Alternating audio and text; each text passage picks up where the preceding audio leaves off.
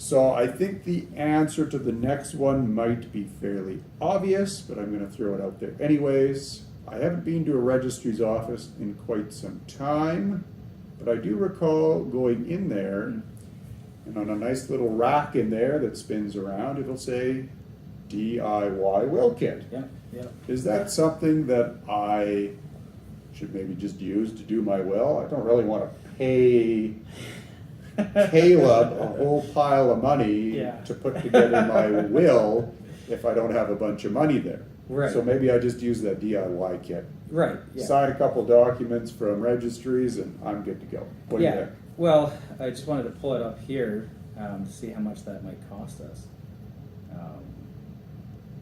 I think it's pretty nominal. I think it's like $100, maybe $100 that we'd be looking at spending, which sounds reasonable. Right. But the question is, just because you bought a manual Mhm. over, for your vehicle, does it suddenly make you, an automobile technician? Right. Probably not. Probably not. You can YouTube some stuff. You can. Sure. But you're not actually the professional, so what that means is there's a lot of things that are left in the gray. And Right. even though you think you've caught everything, a will is not a one-size-fits-all. Right. It's tailored to each unique circumstance. Mhm. And unfortunately, the DIY kit, I believe, personally, Yeah.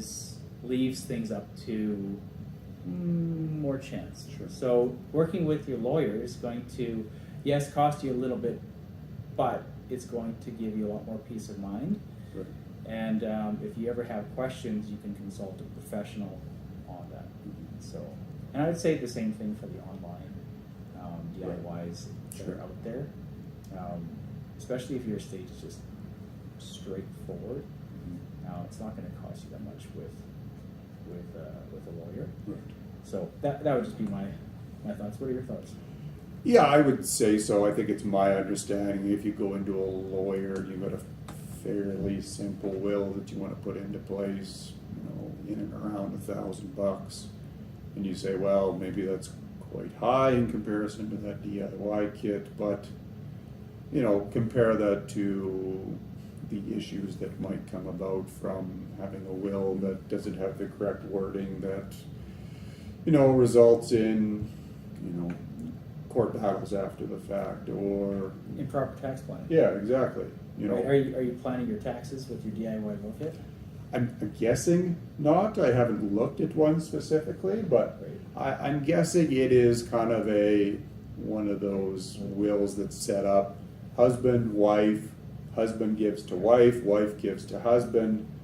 I presume there's some sort of clauses in there to deal with, what if they both pass away at the same time, or one becomes incapacitated, et cetera, but, if it doesn't, then you're really only hitting off on this one scenario.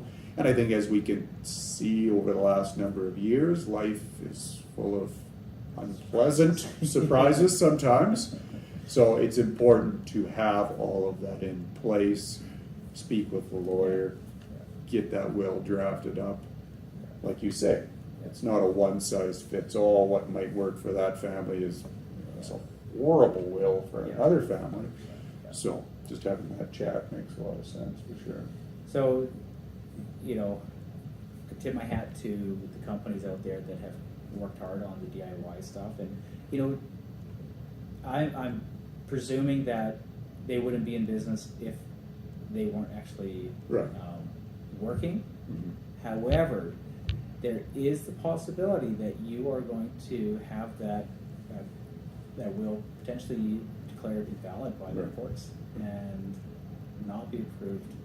So there's a higher probability that working with a lawyer will actually fulfill your needs and be there. He'll be present when you need to update your will Right. as you go through changes in life. So, which actually